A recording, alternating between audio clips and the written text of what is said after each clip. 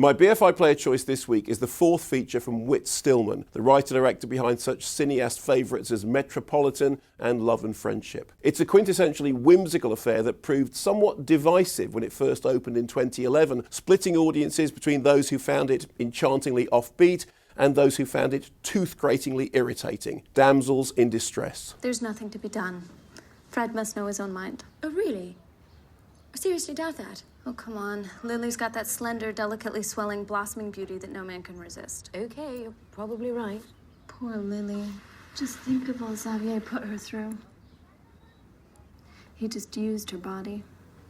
And not even the right side. Have you ever noticed that good and moral people tend to have large posteriors? Not everyone, by any means. And I know it's not logical, but it does seem to me true. The genetic link between morality and large posteriors. Yes, I think that's well known. You and Violet have that build. It's nice. You're still very attractive, but also sensible and moralistic. I don't. I have narrow hips, but also no very strong principles.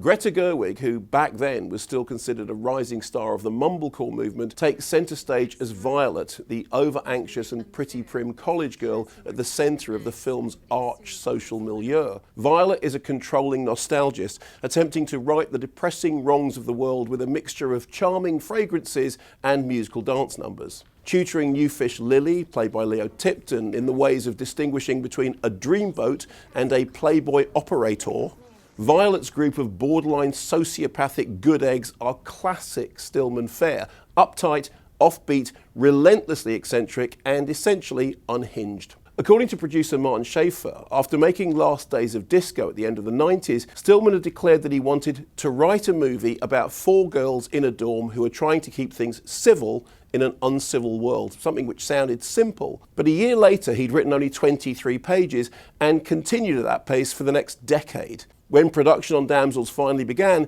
Stillman mused to Schaefer, "I think 12 years is the right amount of time between movies." Stillman fans were, of course, happy to wait, although even the most hardcore of the director's devotees were left uncertain whether to smile or scream at the endless kookiness of a film that walks a very thin line between quirky and irksome. Well, personally, I opted to smile, not least at the putative new dance craze, which is explained in full for enjoyment in one's home. Hey everybody, let's do the Sambola.